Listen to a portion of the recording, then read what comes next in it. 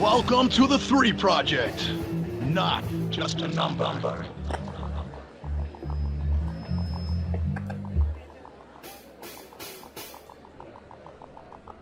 you going to get hit 1, 2, 3, 4? Yeah, it will be easy. Okay, so from...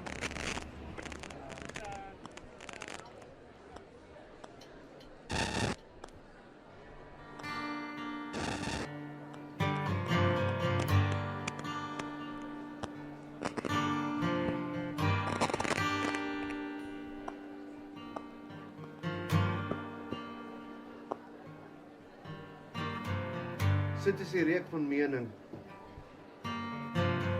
Soet is die tou wat sny oor die pols. Is dit vaarwel of 'n verwelkoming? In die swart sig.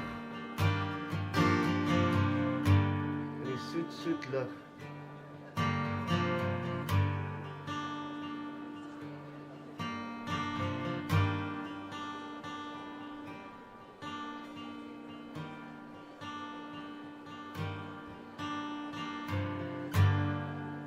Peloton.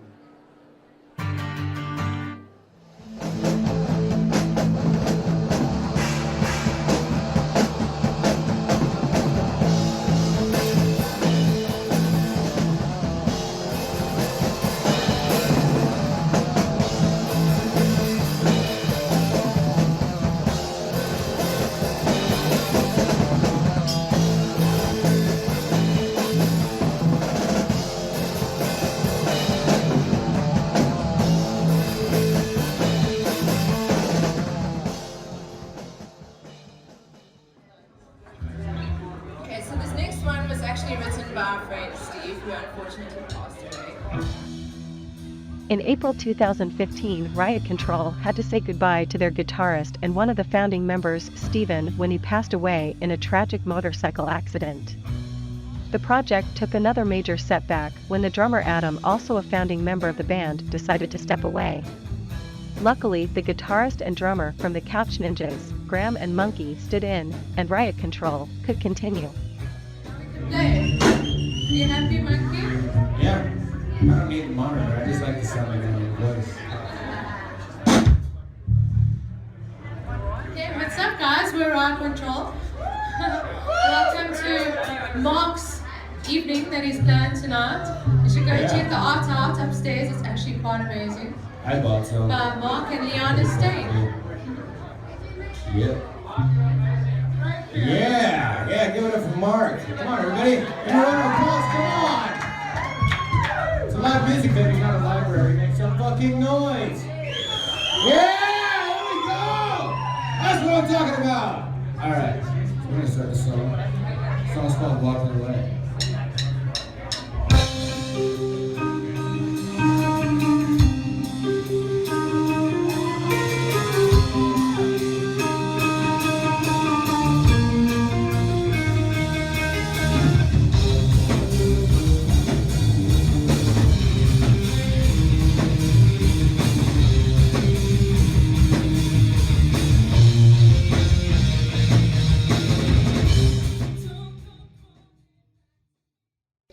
Hi, I'm Megan and I'm the vocalist for Riot Control.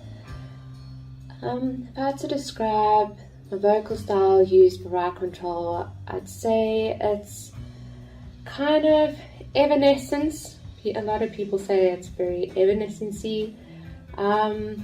There's some growls in there. It's not all just operatic. Is that the word? The members and the building of Riot Control, wow, I think there's history to any band. Myself and Steve started Riot Control. Steve was on guitars, and myself and Steve had actually been friends since we were teenagers.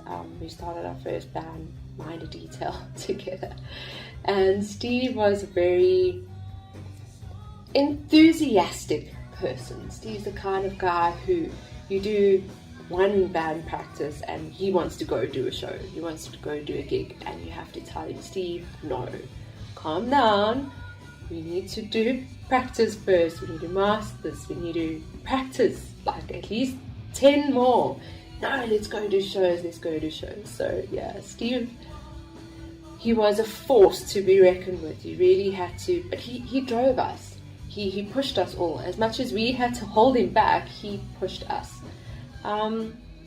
So Steve actually called me up and said, you know, let's start another band together, and we started auditioning drummers and bassists, and we ended up on Adam Combrink on drums and Mark Sean Hopkins on bass, and the four of us together were just, I think band practice was so much fun. Gigs were fun, everything was fun. It was really, I don't even know how to describe it. And then unfortunately one night Steve was in a motorbike accident, and I'll never forget that morning when I got the phone call. It was so surreal. I was actually still sleeping, and my boyfriend answered the phone and came to tell me, like, Steve passed away last night, and I was half asleep, and I think I went okay and went back to sleep because it just, didn't sound real. And when I woke up, I don't know how long later, and it dawned on me, it just, wow, you can't even describe it.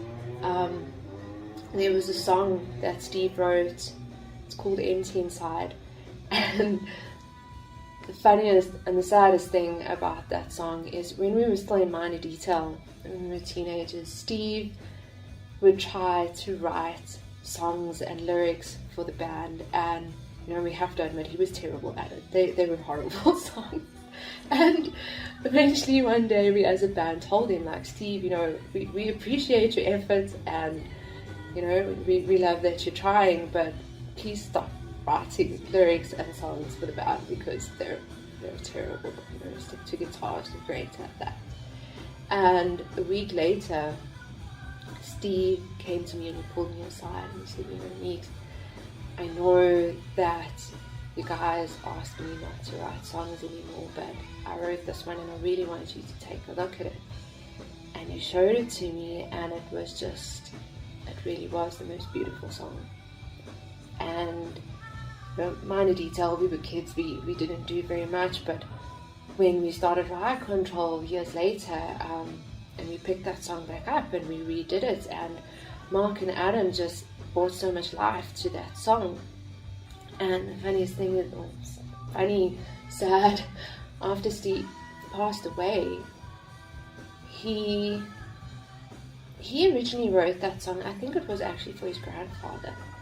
And, we never knew we'd be singing that song to him.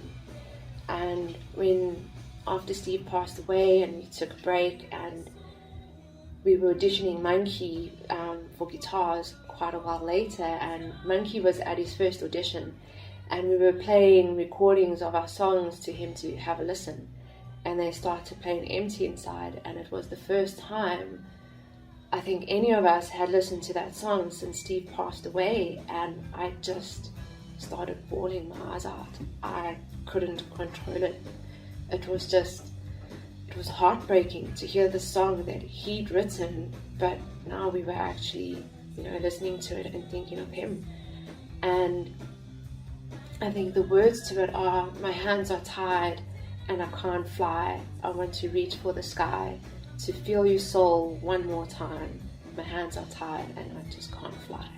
And it just made all of us think of him, and I'm crying my eyes out, and Monkey's had his first audition and he's like, stop the song. And I said, just let it play, we have to get through it, I want to listen to it. And it took a few practices before I could sing that song the whole way through again without bawling my eyes out, but we eventually got there. And then Adam had to leave the band for personal reasons, and Monkie decided he was going to move over to drums, and he brought Graham through to try out for guitars.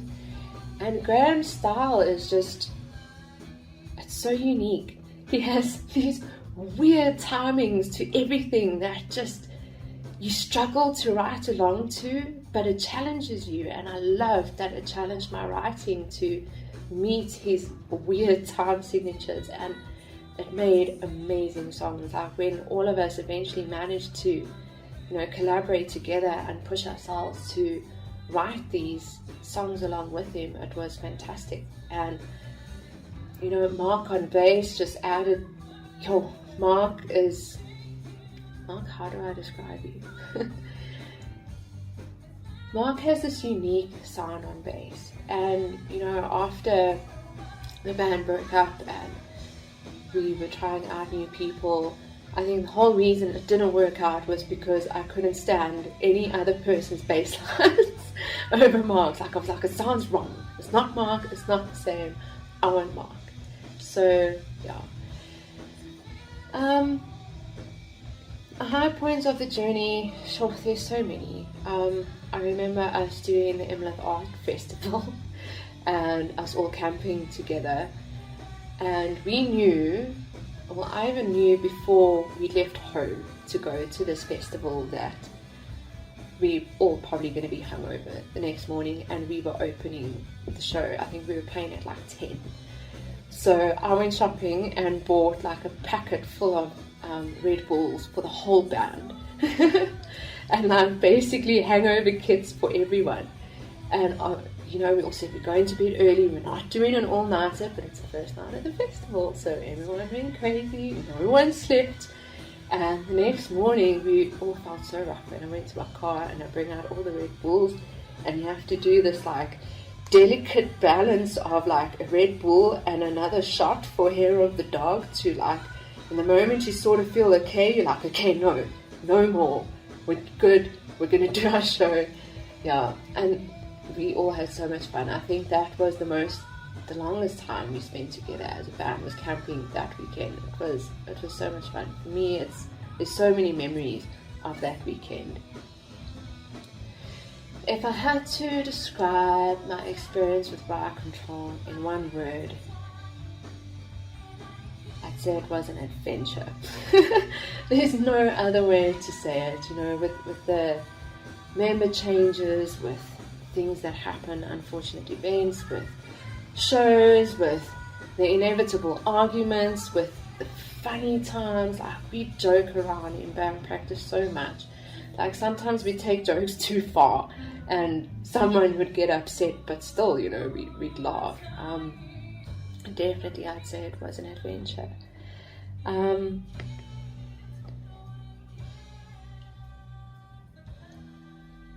I don't know what else to say.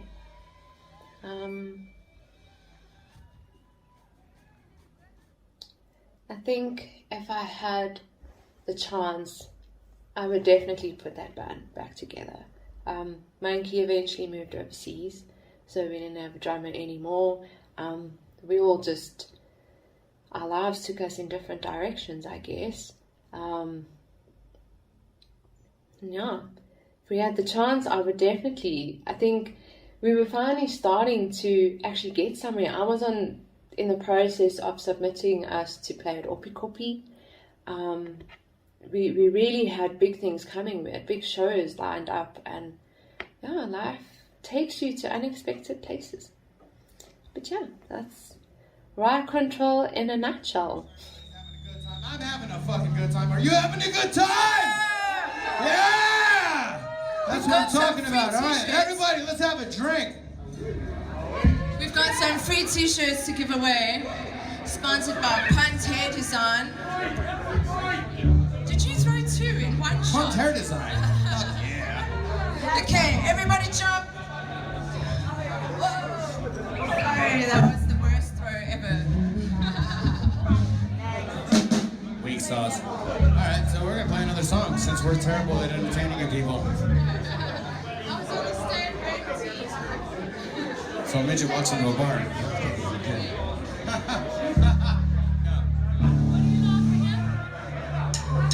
Spotlight.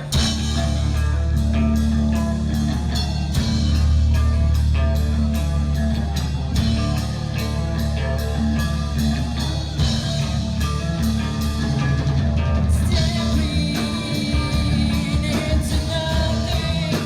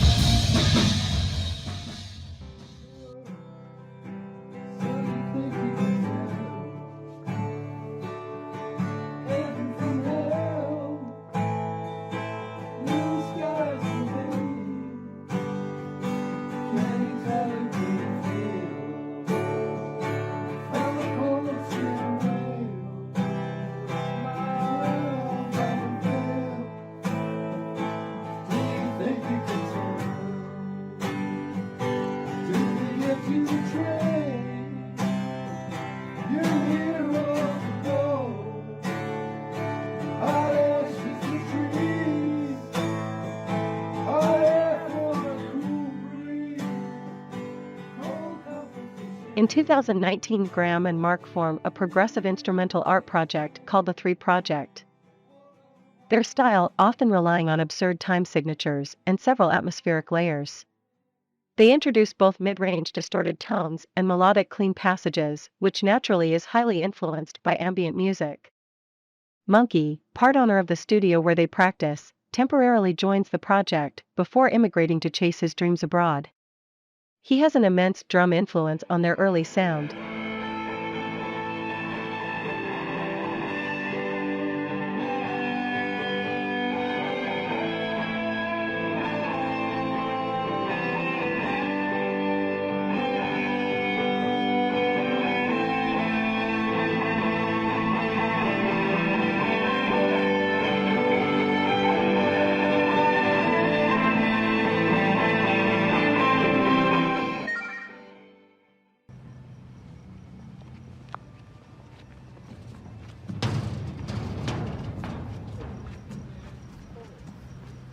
And then in the end bit when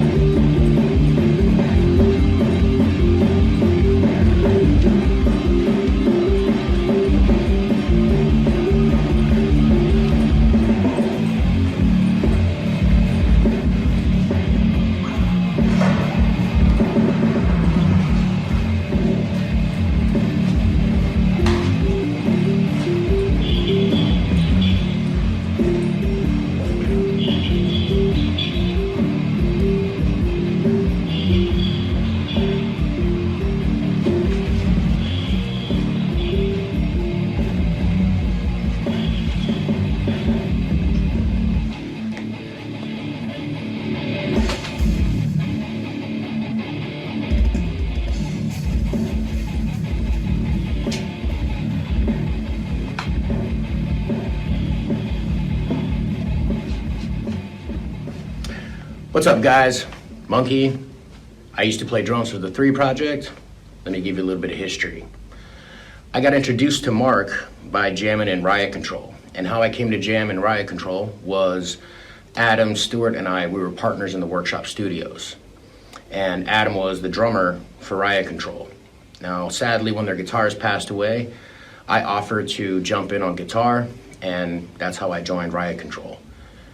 Then, after some time, Adam decided to leave the band, so I opted to fill the position on drums, being more comfortable in that position, and I asked Graham, who was my guitarist in the Couch Ninjas, to come and join us in Riot Control to, play some heavier stuff than what we were playing in the Couch Ninjas. And that's how Riot Control came to be. And in Riot Control, Graham, Mark, and myself, obviously we were jamming together and we had great chemistry as musicians. And Mark and Graham had actually started jamming on the side, just playing some freestyle stuff and just, doing their own thing. And one day they were jamming at rehearsal when I had arrived, and I heard what they were playing and I was really intrigued, and I asked, let me put some drums to this. And they said, yeah, all right, cool. And I jammed to it.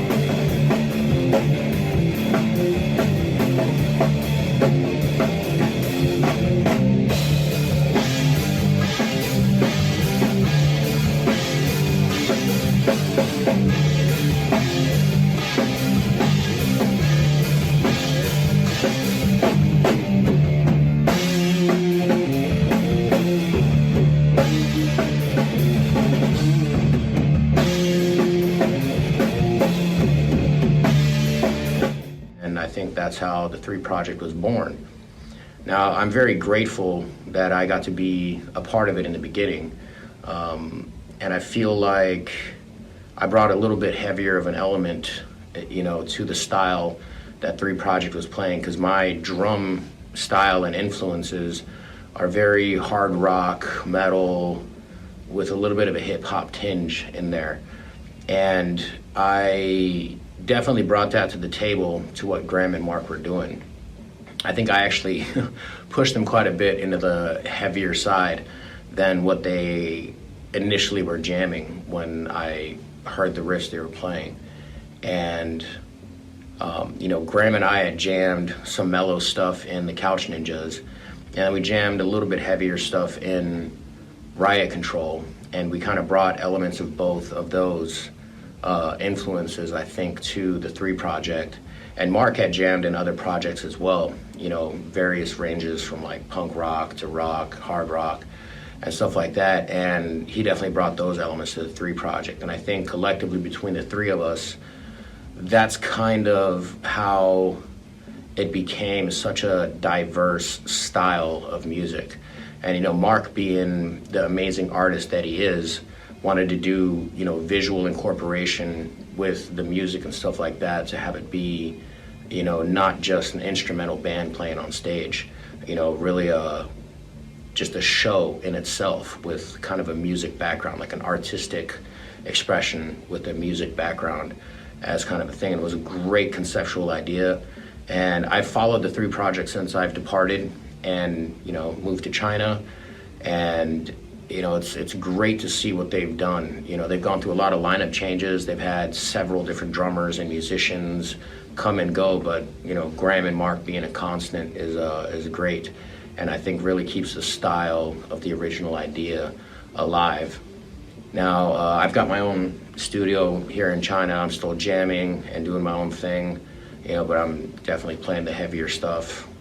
But, you know, I'm really, really grateful I got to be a part of the 3 Project. I miss jamming with Riot Control. I miss jamming with the Couch Ninjas. But, you know, I hope that when I come back to visit in South Africa that I can catch a 3 Project show live and maybe even jump on the drums for a track or two, you know. I want to, you know, just shout out to Mark, you know, for putting this whole thing together and being the phenomenal artist that he is and doing what he does. And, you know, I hope that he keeps on writing, keeps on drawing, keeps on doing the digital stuff that he's doing. And, you know, stay tuned, watch this space. You know, the 3 Project is definitely going places and it's definitely doing things. Having ample experience and a thorough understanding what it takes to get a project going, the early members placed great emphasis on getting the building blocks in place. The 3 main ingredients being the sound, visuals, and friendship. After choosing the name, multiple spellings and variations were considered, and after going back and forth, the brand was born. Working closely with M2H Studios, the concept of 3 volume bars followed by a P became the main element. The members decided to explore a progressive instrumental approach, and Graham brought phenomenal ideas for riffs and songs to the table. Since the sound and friendship were set in stone, the band shifted their attention to the visuals. The band decided to write the name in Leetspeak. Visually, taking the principle of proximity and shape into consideration, only the last 2 E characters were replaced with 3s. This decision was purely based on guidance from industry-leading designers. Merchandise, in the form of t-shirts, hoodies, beer jugs, coasters, stickers, whiskey, wine, and shooter glasses, just to name a few, were funded from the members' own pockets. In the first year, the band invested a lot of money and effort in refining the brand. Photography is painting with light. The blurs, the spots, those are errors. But the errors are part of it, they give it poetry and turn it into painting. The band had the privilege to partner with MDB Photography Studio at a very early stage. Macaela Becker, camera in hand, always ready to capture every moment. This gave the project the final visual element they needed. Hi, I am Macaela Dawn Becker from MDB Photography and Design Studios, and I've been lucky enough to be a part of the 3 Projects journey since the very beginning. they are the reason I've gotten into live event photography. They were the first ever band I got to photograph live, and I must say it's been a whole journey since then.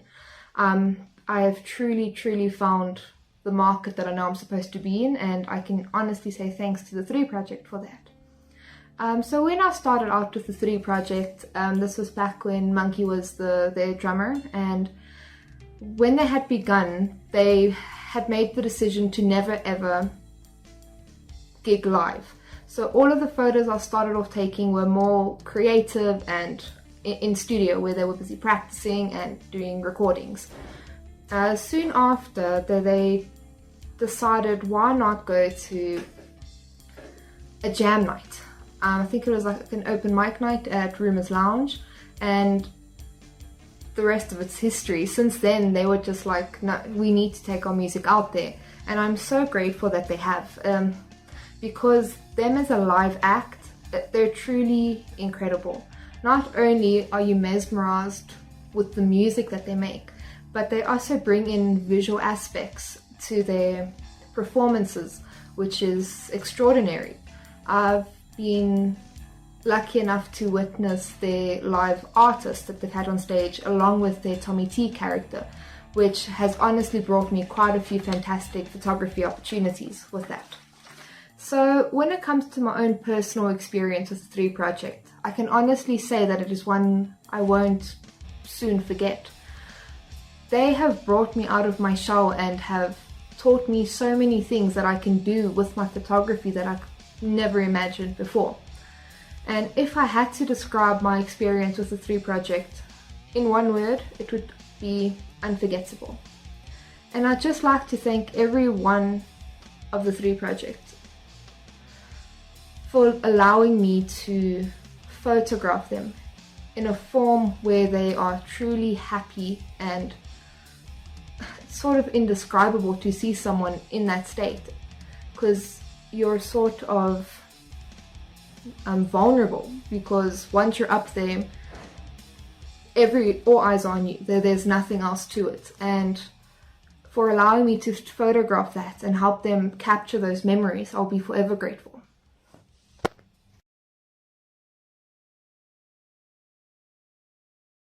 Mina Ngitanda, the 3 Project.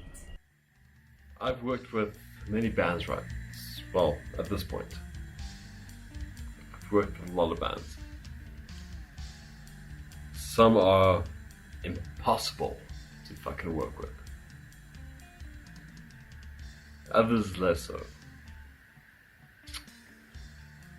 With the 3 Project, I can build entire events around these guys.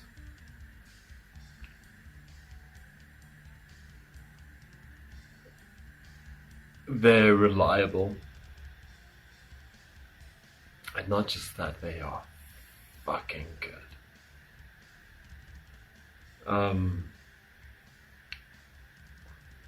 As soon as you see these guys on stage, it's something else.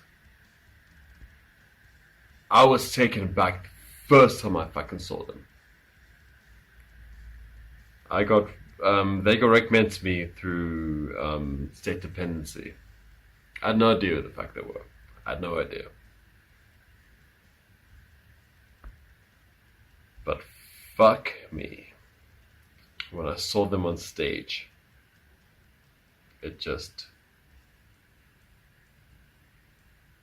that's the future of South African music.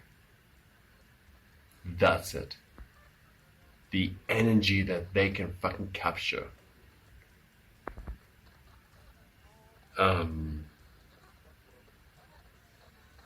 Fuck. It's you cannot describe it unless you're in there. Unless you're part of the crowd, witnessing them fucking playing.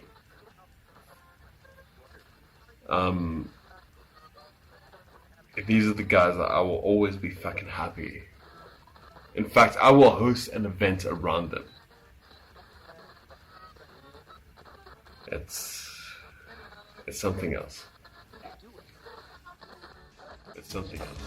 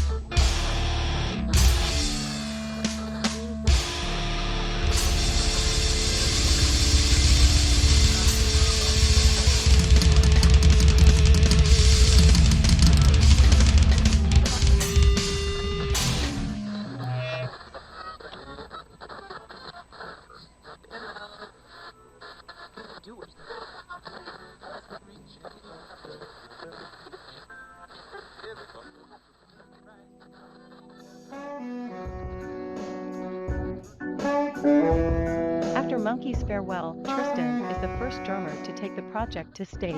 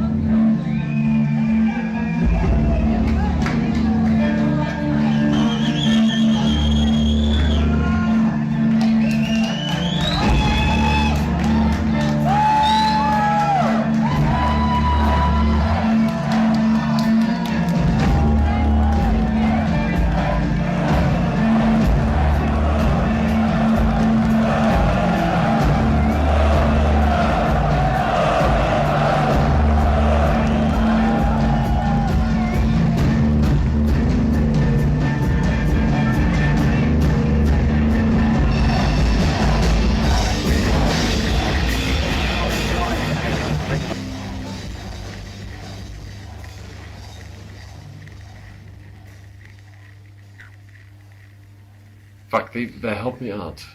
I'm not gonna name names now, but I had 3 bands booked, and the one pulled out. And again, I can name names, but I can name and shame. So I was down to 2 bands. It was the 3 Project and Couch Ninjas, I think. And yet they pulled out something from out of their hat, doing a jazz improv night at Rumors, of all fucking places. And not just that they fucking pull out of their hat, they pulled it off. It was the best fucking shows. Just the best performances I have seen.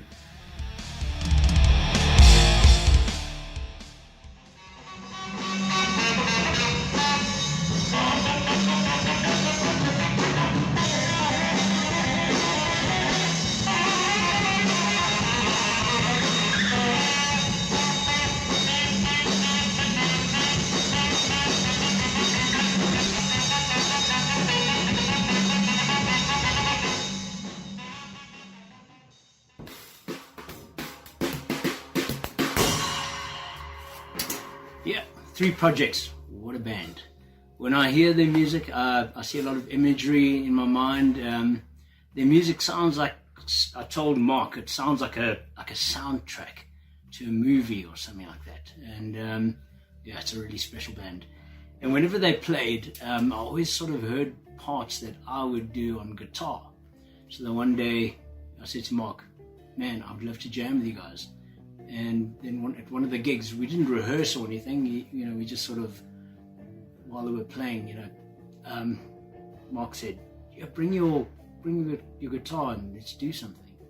So I was playing with the Couch Ninjas, and we were playing on the same night. So yeah, so I had my gear there. Anyway, what a vibe, really, really cool.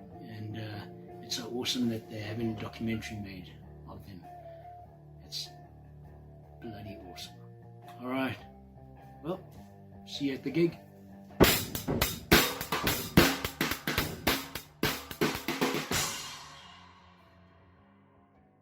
I love the 3 Project.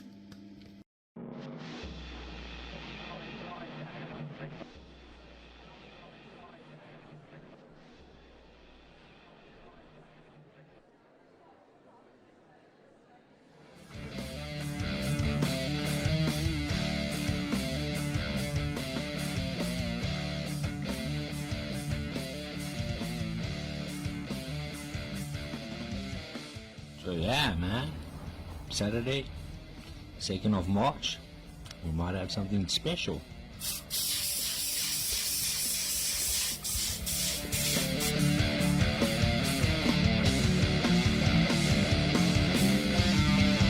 Hell yeah, you guys can jam. Fuck yeah, let's do it.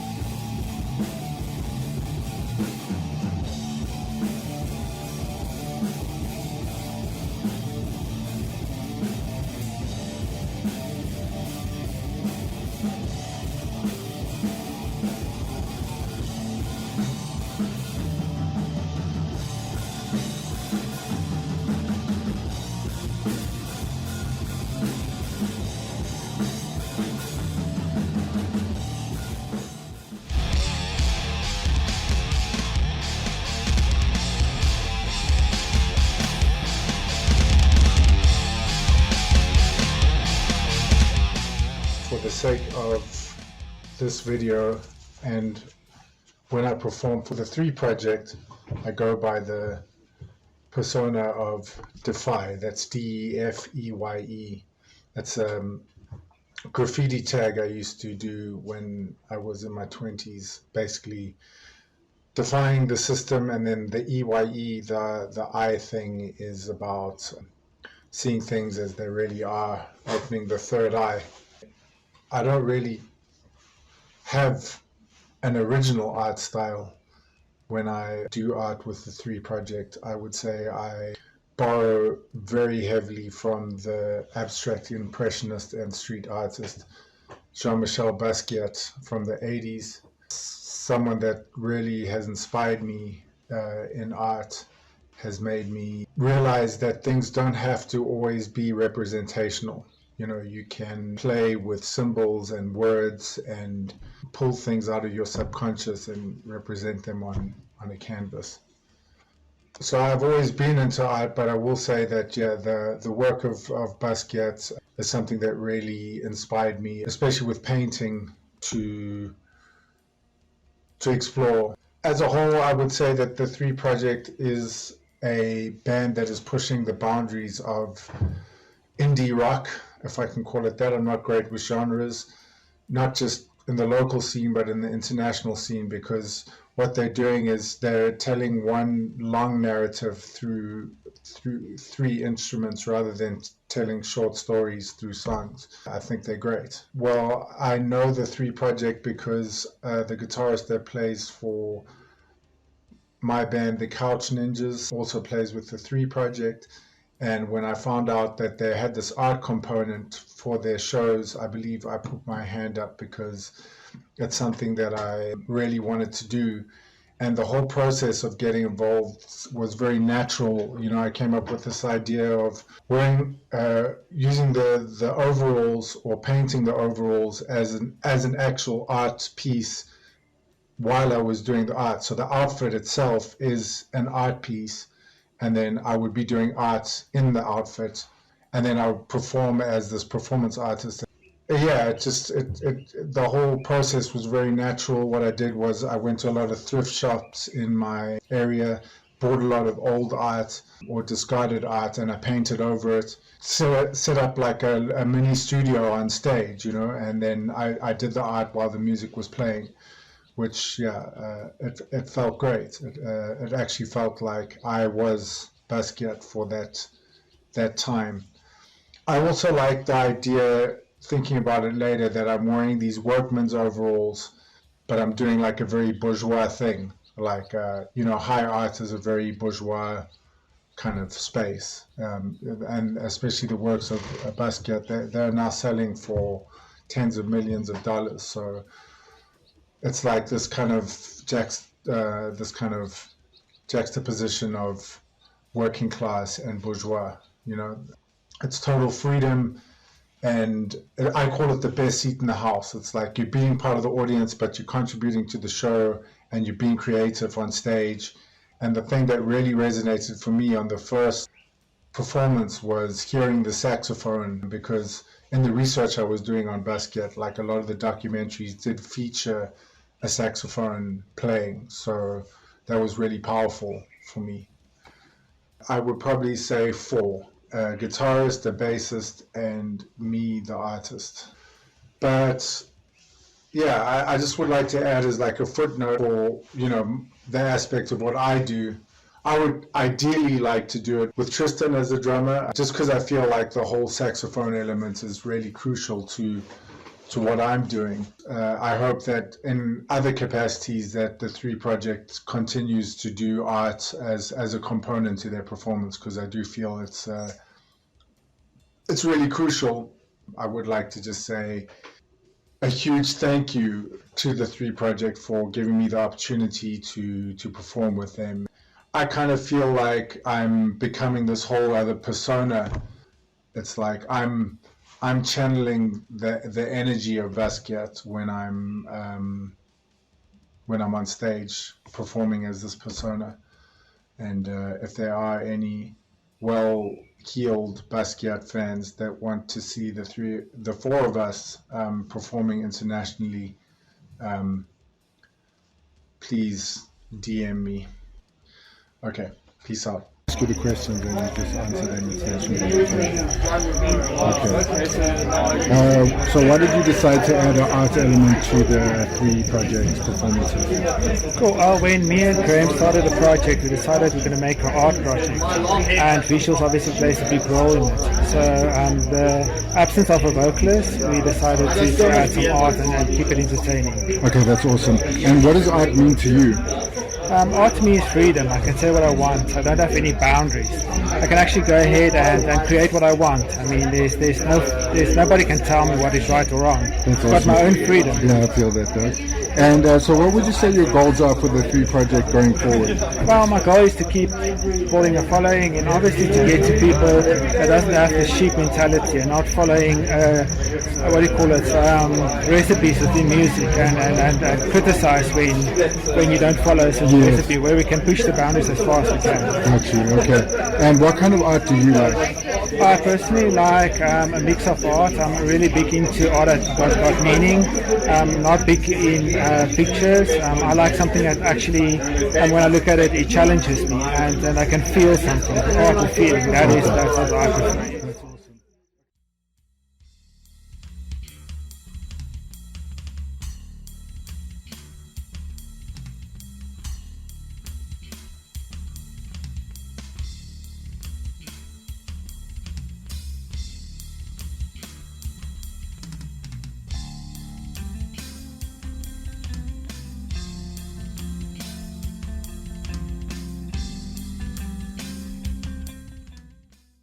My name is Nikita Jones and I love the 3 project.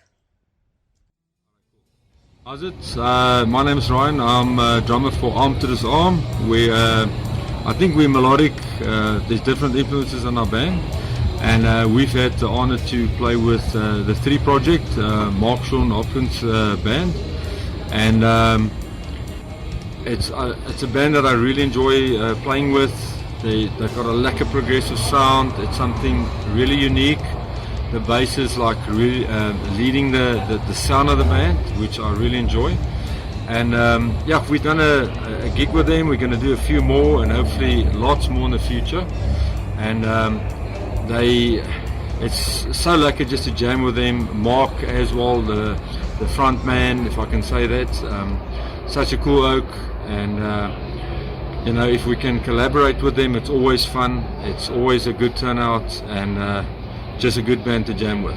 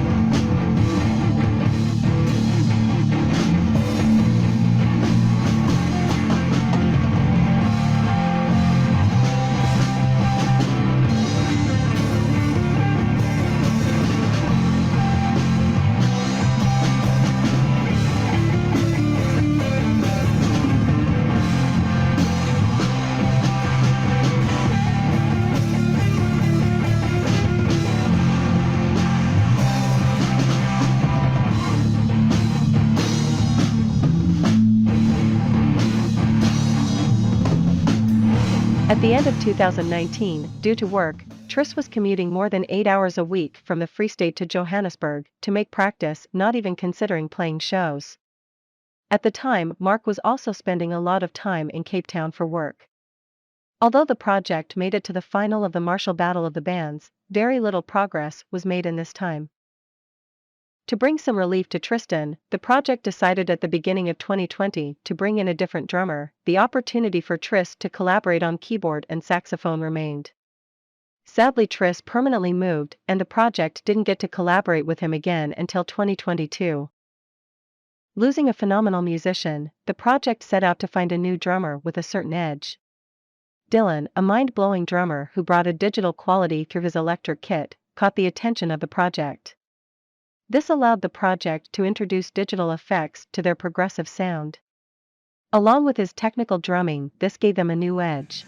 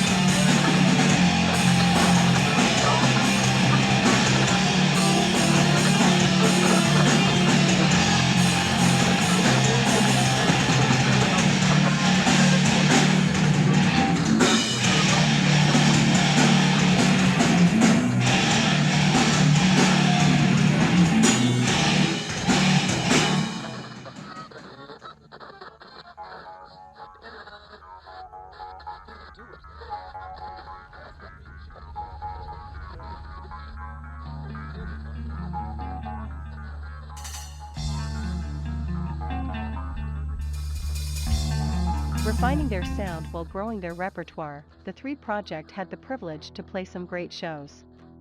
Around 2020, Mark, the bassist, experienced some personal setbacks. Multiple friends within the time span of a year tragically passed away.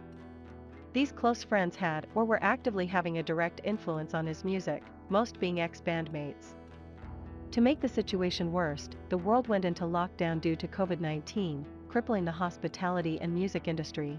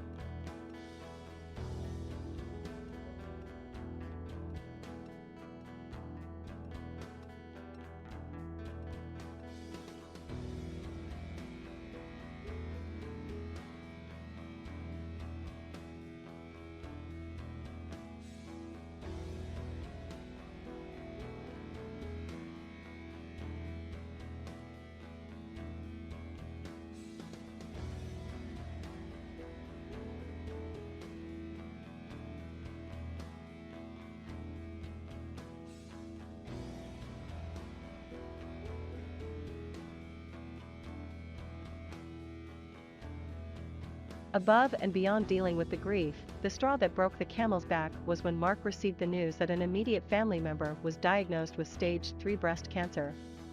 After playing a Jack Daniels-sponsored event with the legendary Riddle Break, Mark announced that he is embarking on a hiatus to focus on his family and career. Mark didn't attend practice or shows for 6 months.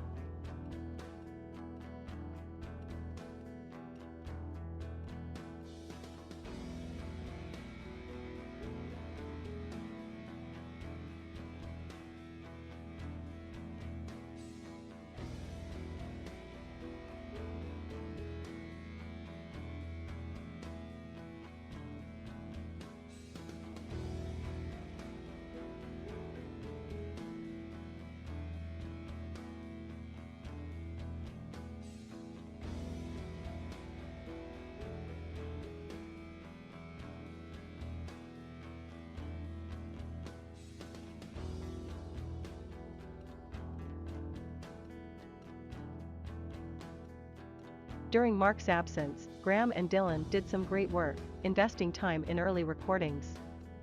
They would still get together on a regular basis. Mark, on the other hand, in typical inverted fashion, isolated himself, investing his creative energy into illustrations and animation, refining the brand further. From the ashes, two major concepts were born. The animation that was used on Bipolar, and Mark started exploring the concept of a mascot called TOMM3 T.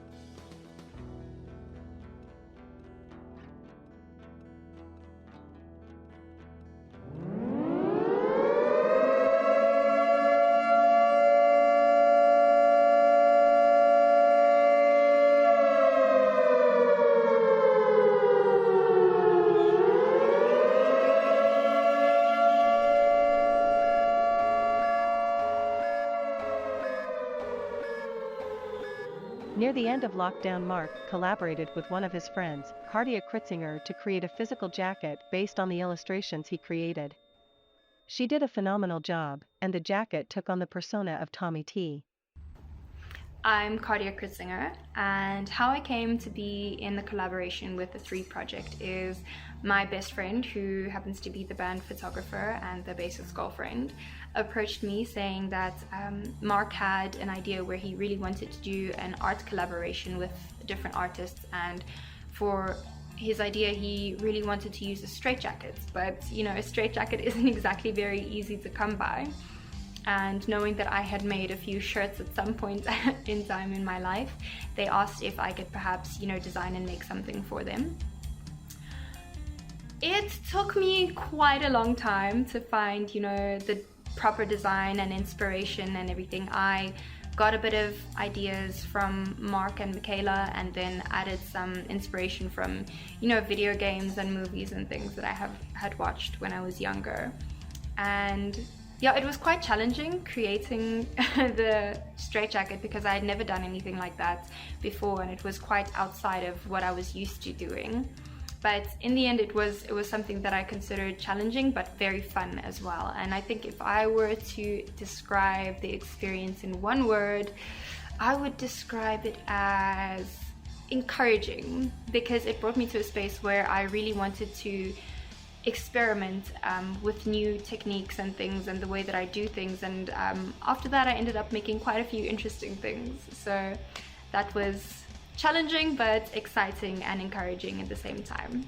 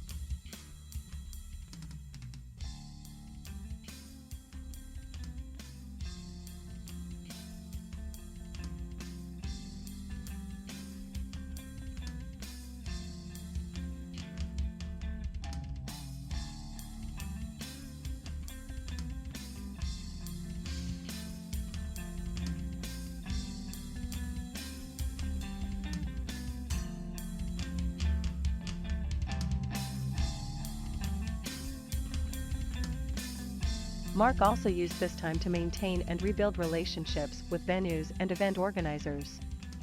After 6 months, when Mark returned to the project, the hours invested in the artwork and animations paid off.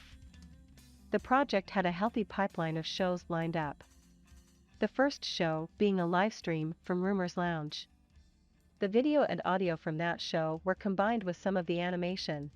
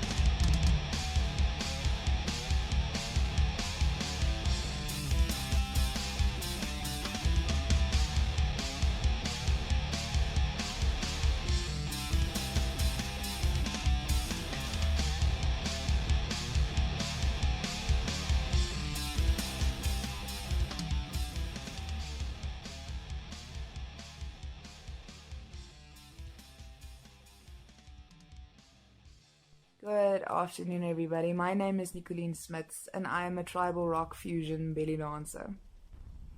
My love for rock and roll started at a very young age, mostly due to my mom. Only 80s and 90s old school rock was allowed in my household. My love for dancing started at about age 7, 8. After I saw the new Shakira's Whenever, Wherever music video on MTV, and I decided, you know what, I'm going to teach myself how to do that. And I've been training ever since. At the beginning of 2021, I started dancing for Cairo Moon Belly Dance Studio, where I met my wonderful teacher, Dr. Marina Basson. Dr. Marina Basson assisted me in perfecting all of my percussive movements, and she assisted me in combining these two huge loves of mine into one. So basically, the theme behind my belly dancing is I belly dance to old school rock, metal, basically anything that incorporates a guitar. So I met Mark about 5 years ago through one of our mutual friends, where after he introduced me to his band, The 3 Project. And all that I can say is, wow. Wow. You gotta hear the music to be able to understand what I'm talking about now. The 3 Project, their music is just absolutely breathtaking. Totally original, unique. It's the type of music that speaks to you. You can feel it. It's the type of music that you can feel within your soul. It's phenomenal. So after I've been training for a little while more, gaining some more experience with doing gigs at restaurants and birthday parties and so on, gaining a little bit more confidence as well, Mark asked me if I would be willing to join them at a gig that we had the beginning of this year, where he wanted me to belly dance to one of their songs, which was a huge honor for me. So after a lot of training, after a lot of swearing as well, I compiled this beautiful choreography to go along with this exceptional song. And the whole experience was mind-blowing. The 3 Project is such a professional band, such a fan-orientated band, and the whole experience was just next level. I felt comfortable. The way we collaborated was it was amazing. And I think the way the audience experienced us as well was just one of a kind. Truly one of a kind. The 3 Project is most definitely one of the best bands that I have ever heard in my entire life. And the members are just truly unique, as is their music. Like I said, you've got to hear their music to be able to understand what I'm talking about. But all in all, exceptional experience, mind-blowing experience, and I really truly look forward to working with the 3 Project in future again.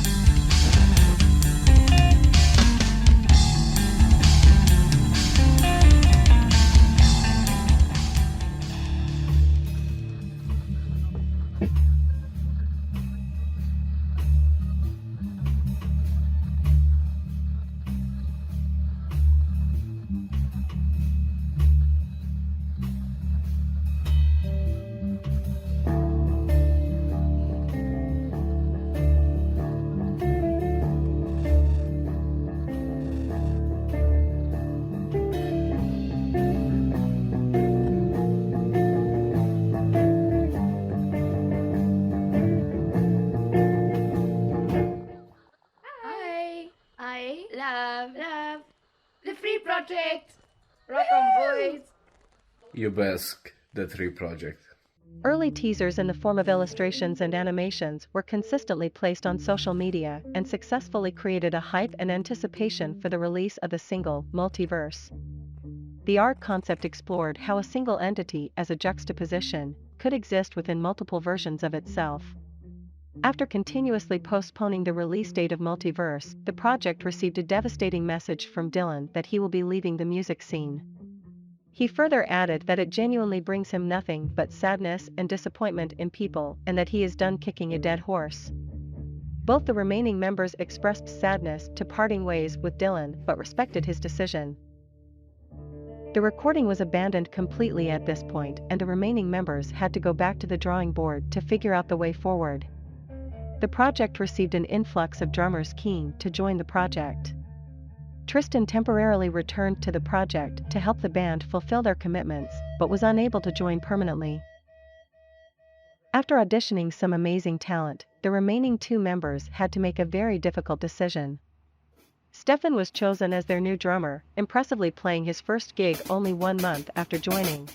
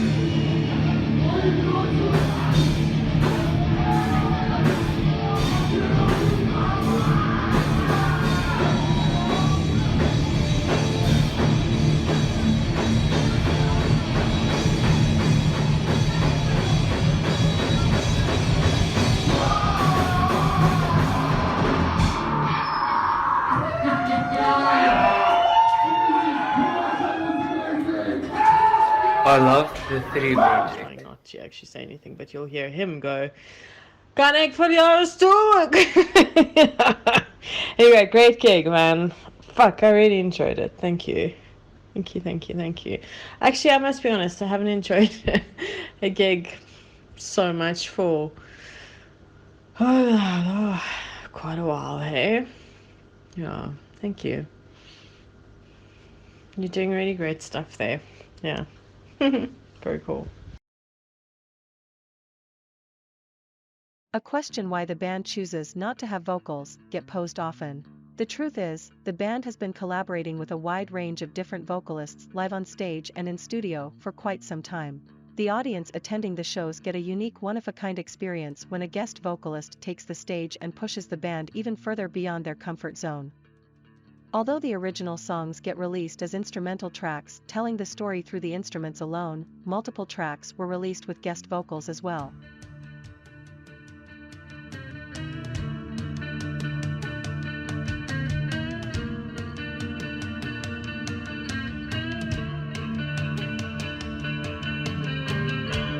You were prepared to let me down. You were prepared to let me drown. But I won't lose this fight.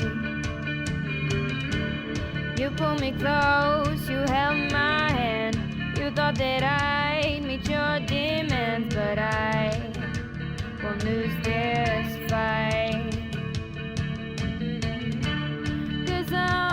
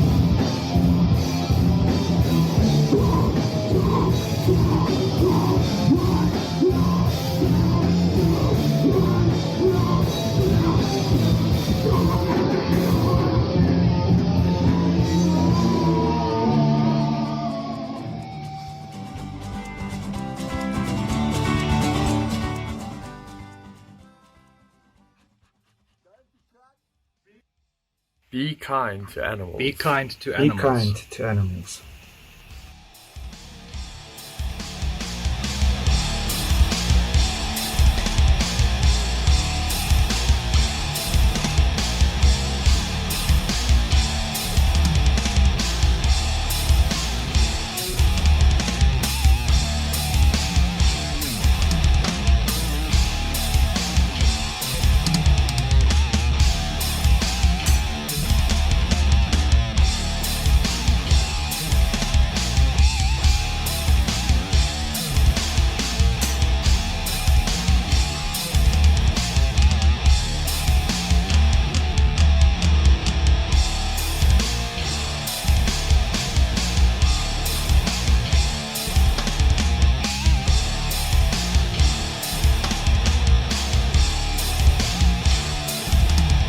Hey there everybody, my name is Viedge, also known as the Wolfpack and the Diamond Dragon. I've been seen on stage around Joburg and the whole triangle, doing my thing, doing some tattoos here, throwing a gig over there, and one of my favorite people to work with was 3 Project. Brilliant, they've got everything from art to good music, just the taste alone is awesome. Had some crazy times, and there's been speak of us actually doing a live tattoo on stage whilst they jam. Believe that. It's out.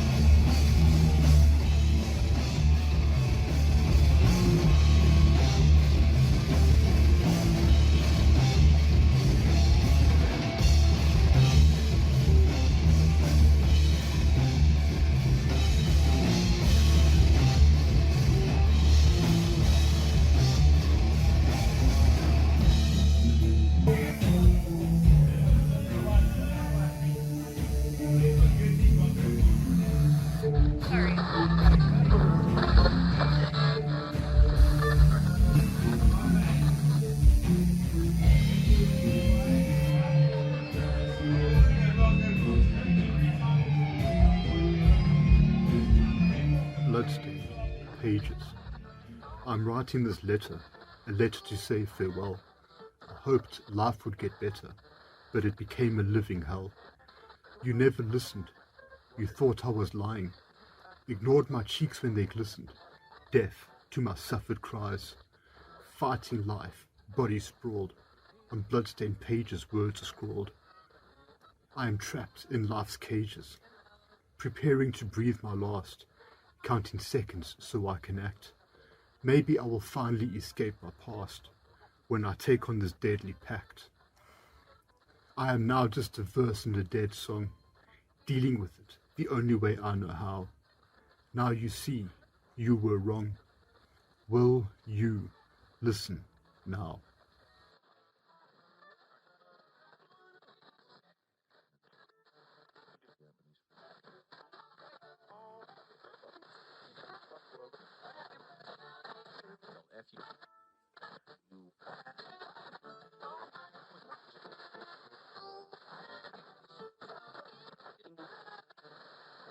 Means that